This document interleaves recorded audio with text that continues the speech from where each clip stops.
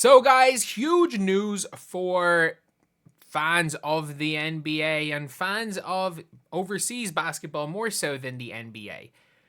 But it is very much an interesting one when it comes to Dame Lillard that he has not, I repeat, not ruled out playing overseas. But before we get on to that though, if you guys are new to the channel, subscribe. We are 3 subscribers. I repeat, 3 subscribers off 9.3k. We are trying to hit 9.5k by, well, sorry, we're trying to 10k honestly by the end of the month. If we could do that, that would be insane. But 9.3 by the end of the day puts us on track to do that. So, anyway, let's talk about this right now. So this is an article from Basket News.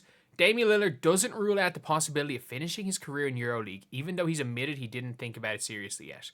And the fact that he's even saying, he's not just saying, oh, it's a no, means that it's a possible yes.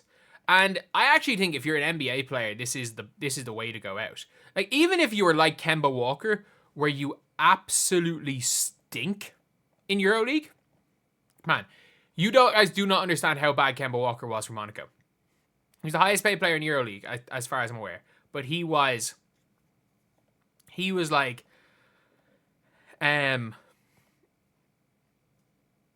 he was terrible. He was absolutely terrible.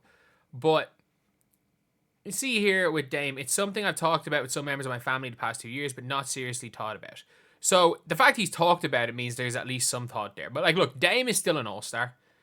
And like, he would be the best player since freaking Mirotic to go back. And he's 34. Like, Dame still has 2 to 3 years. I reckon, like, as long as, if he doesn't do a Kemba where his knees are just gone and then tries to go over and expects to dominate in EuroLeague when he's not even, like, Mike James was on his team who's much better than him at basketball. That was just a bit of a miscalculation from Kemba where the people expected Kemba to ball out. But if you're Dame, I'd still go when you are, like, I'd still go at some stage in his prime because it could be cool. It could be really, really cool. It's one of his friends might be the reason why Lillard would choose to play for Barca if he came. Barcelona's footballer Danny Olmo visited him in Milwaukee. And I think for players, this could be a good one. Because look, let's just say you're an NBA player. You're 38 years old and your career is kind of over.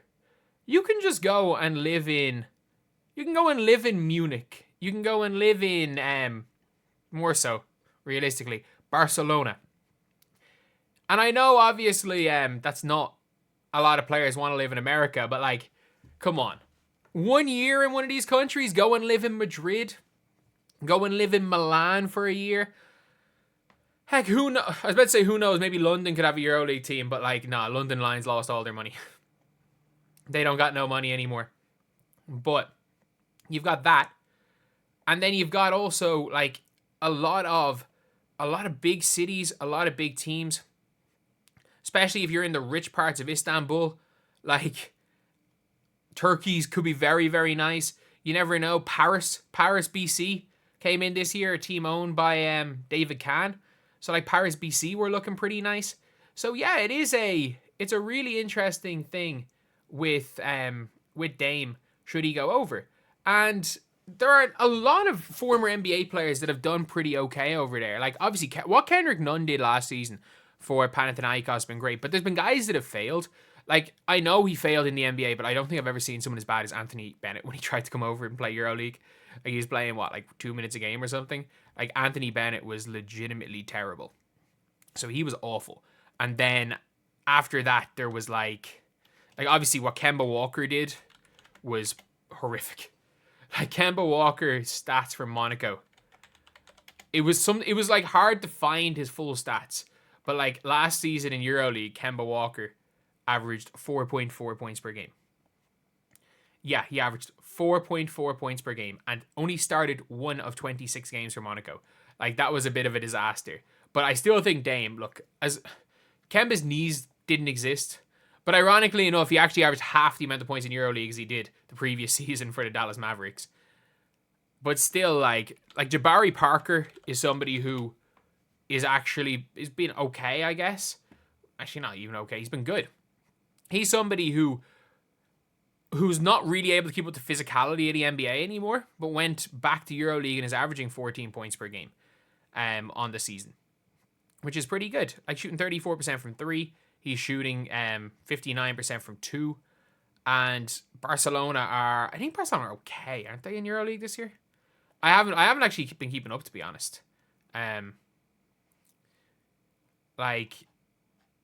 EuroLeague there's a lot of games. To be fair, at this stage, there's almost as many games in EuroLeague as there is in the NBA at this stage. For all, when you take into account every single game, when you take into account the them playing ACB games and their local leagues. But who is it? Olympiacos are top, Fenerbahce are second, Paris are fourth, Barcelona are there. Real Madrid, with how stacked that team is, they've been really poor this year. Alba Berlin have been struggling. But imagine getting to live in any of these cities for a year, though. Imagine getting to live in Milan. Imagine playing the Serbia derby. Go to Red Star or go to Partizan or Red Star. Like, imagine him playing in that derby. That would be crazy. Send him to Zalgiris in Lithuania. But it's something that I would love to see more NBA players do. And yeah, I know you could argue maybe it reduces the standard of EuroLeague, but like, it's not that bad a league. Like, the top team in EuroLeague would be like a 25-win NBA team, which is, again, not that bad. It's really not. Like, obviously, there's absolutely no way that a EuroLeague team would win an NBA championship, but in a one-off game, any EuroLeague team has a shot at any NBA team. That's kind of the level it is. Again, in a best-of-7 series, no good NBA team would ever lose to a EuroLeague team.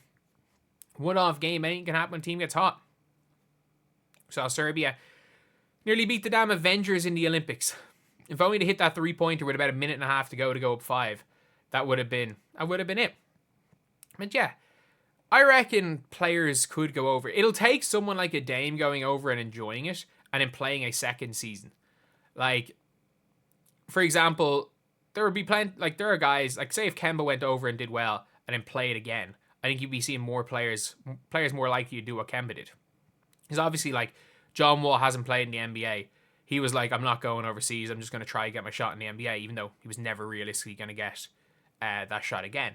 And to be fair, if a player, once they're at that position where they're really never going to get another shot, if that's when they make that decision, then, to be honest, I don't begrudge them. But it would be great to see Dame playing over in Europe. It'd be great to go and see Dame play like in one of those leagues. Because, like, I've been to a couple of EuroLeague games, been to a couple of ACB games.